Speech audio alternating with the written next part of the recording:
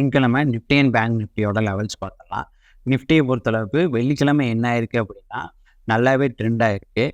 நிஃப்டியோட previous day ஹையும் previous day லோவும் ஃபஸ்ட்டு மார்க் பண்ணிக்கணும். அப்படின்னா தான் உங்களுக்கு நான் ஈஸியாக புரியும். இப்போ என்ன நடக்கும் அப்படின்னா ப்ரீவியஸ் டே ஹையை வந்து கிராஸ் பண்ணிச்சுன்னா மார்க்கெட் வந்து மேலே போகிறதுக்கு சான்சஸ் அதிகமாக இருக்குது. ஏன்னா ப்ராபபிலிட்டி வைஸ் ப்ரீவியஸ் டே ஹையை கிராஸ் பண்ணுச்சுன்னா மார்க்கெட் மேலே போகிறதுக்கு சான்சஸ் அதிகமாக இருக்குது. ஏன் அப்படி சொல்கிறேன் அப்படின்னா இங்கே பார்த்துட்டிங்கன்னா இதுதான் வந்து ப்ரீவியஸ் டே ஹை. இந்த ப்ரீவியஸ் டே ஹை கிராஸ் பண்ணதுக்கப்புறம் மார்க்கெட் வந்து மேலே போயிருக்கு. அதே மாதிரி நாளைக்கும் வந்து ப்ரீவியஸ் டே ஹையை கிராஸ் பண்ணுச்சுன்னா மார்க்கெட் மேலே போகிறதுக்கு சான்சஸ் இருக்குது. ஆனால் நீங்கள் இங்கே ஒரு விஷயத்தை பார்க்கணும். என்ன விஷயம் பார்க்கணும் அப்படின்னா மார்க்கெட் வந்து 2 நாள் தொடர்ந்து ட்ரெண்ட் ஆகிறது ரொம்பவே சிரமம். ஏன் அப்படின்னா மார்க்கெட் வந்து ட்ரெண்ட் ஆகுது அப்படின்னா ஃபஸ்ட்டு என்ன ஆகும்னா கொஞ்சம் கன்சாலிடேட் ஆகிட்டு அப்புறம் தான் கொஞ்சம் ட்ரெண்ட் ஆகும். இப்போ இங்கே பார்த்துட்டிங்கன்னா இங்கேயே பாருங்கள் 5ஆந்தேதி பாருங்கள். 5ஆந்தேதி வந்து நல்ல ட்ரெண்ட் ஆகிருக்கு. 5ஆந்தேதி ஃபுல்லாக ட்ரெண்ட் ஆகிருக்கு. அதுக்கப்புறம் என்ன ஆயிருக்கு பாருங்கள், 6ஆந்தேதி கொஞ்சம் கன்சாலிடேட் ஆகிருக்கு. 6ஆந்தேதி வந்து கொஞ்சம் கன்சாலிடேட் ஆகிருக்கு. அப்புறம் 7ஆந்தேதி பார்த்துட்டிங்கன்னா 7ஆந்தேதி ட்ரெண்ட் ஆகிருக்கு. மார்க்கெட்டோட பேட்டர்ன் வந்து அப்படித்தான் இருக்கும்.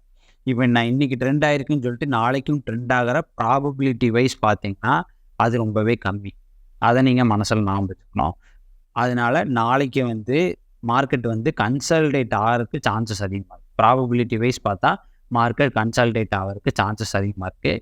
எதுக்கும் நீங்கள் ப்ரீவியஸ் டே ஹையும் ப்ரீவியஸ் டே லோவும் மார்க் பண்ணி வச்சு ப்ரீவியஸ் டே ஹையும் ப்ரீவியஸ் டே லோவும் மார்க் பண்ணி வச்சுக்கங்க. ப்ரீவியஸ் டே ஹையில் வந்து மார்க்கெட் வந்து பட்டு கீழே வரதுக்கு சான்சஸ் அதிகமாக இருக்குது. இப்போ இங்கே இருக்குது அப்படின்னா மார்க்கெட் இங்கே ஓப்பன் ஆகுது அப்படின்னா ப்ரீவியஸ் டே ஹையில் பட்டு மார்க்கெட் கீழே வரதுக்கு சான்சஸ் அதிகமாக இருக்குது. அதே மாதிரி கன்சல்டேட் ஆகிறதுக்கும் சான்சஸ் அதிகமாக இருக்குது. இப்போது சிபிஆர் பார்த்தோம்னா இப்போ நான் போட்டு வச்சுருக்க வந்து டுமாரோ சிபிஆர்னு சொல்லுவாங்க. அதாவது நாளைக்கு வந்து சிபிஆரோட லெவல் வந்து இதாக தான் இந்த previous day high previous day low விட்டுறேங்க. நாளைக்கு வந்து சிபிஆரோட லெவல்ஸ் வந்து இதாக தான் இருக்கும். அப்போ நாளைக்கோட ரெசிஸ்டன்ஸ் எதாக இருக்குது அப்படின்னா நாளைக்கு வந்து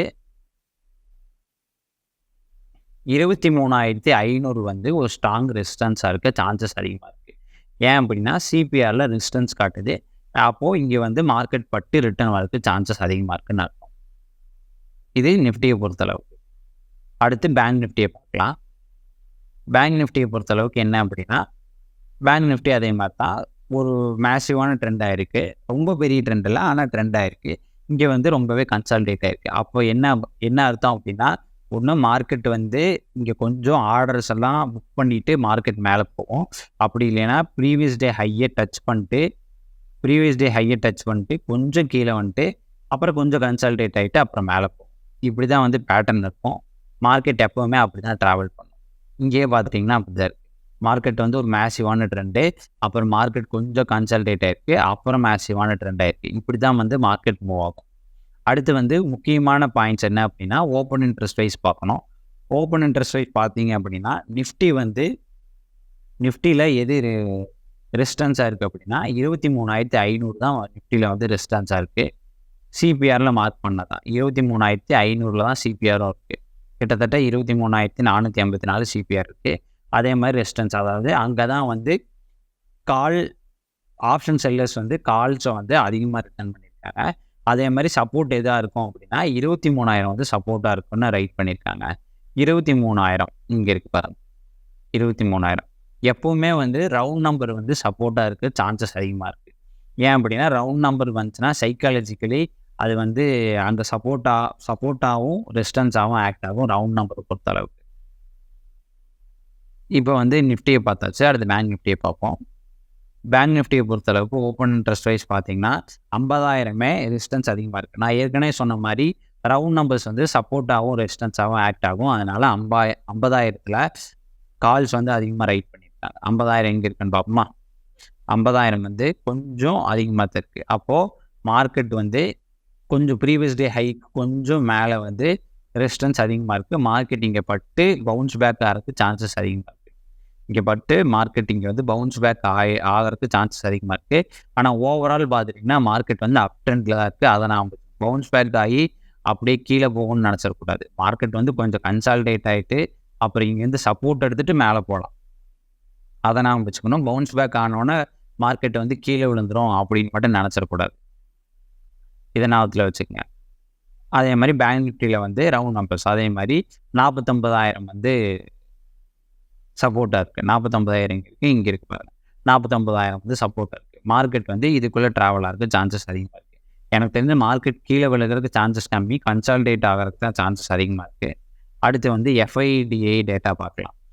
எஃப்ஐடிஐ டேட்டாங்க வந்து ரொம்பவே முக்கியமான விஷயம். ஏன் அப்படின்னா அவங்க தான் மார்க்கெட்டை நகர்த்த முடியும், அவங்கனால தான் மார்க்கெட்டை வந்து நகர்த்த முடியும். ஏதாச்சும் மார்க்கெட்டை டம்ப் பண்ணுறதுனாலும் அவங்கனால ஈஸியாக டம்ப் பண்ண முடியும். அதனால் எஃப்ஐடிஐ டேட்டா வந்து நீங்கள் கன்ஃபார்ம் பார்த்தாகும். அதனால் எஃப்ஐடிஐ டேட்டா பார்ப்போம். எஃப்ஐடிஐ டேட்டா பொறுத்தளவுக்கு எஃப்ஐஐ வந்து 4,000 கோடிக்கு வந்து வாங்கியிருக்காங்க ஷேர்ஸை. முன்னத்து நாள் வந்து 6,000 கோடிக்கு செல் பண்ணியிருக்காங்க, 4,000 கோடிக்கு வாங்கியிருக்காங்க.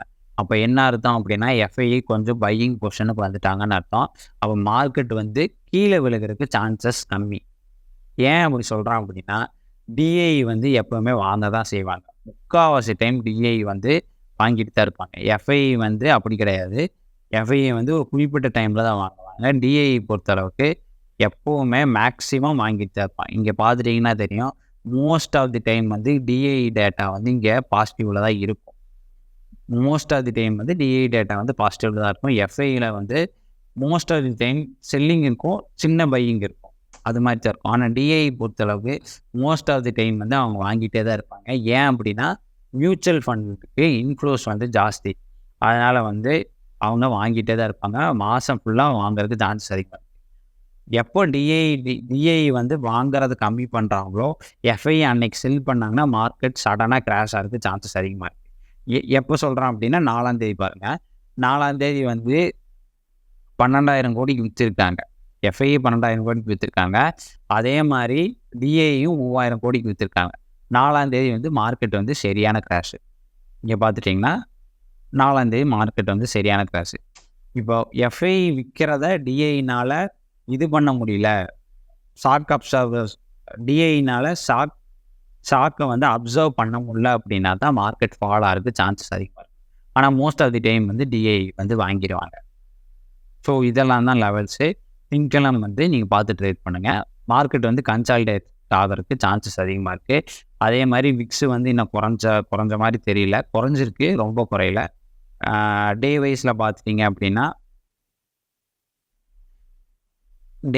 பார்த்துட்டோம் அப்படின்னா விக்ஸு வந்து இன்னும் 16 தான் இருக்குது. ஒரு 13, 14 வந்தால் தான் வந்து ஓரளவுக்கு மார்க்கெட் ஸ்டேபிள் மார்க்கெட்டாக சொல்லலாம். ஒரு 14 இருந்தாவே ஓரளவுக்கு ஸ்டேபிள் மார்க்கெட்னே சொல்லலாம்.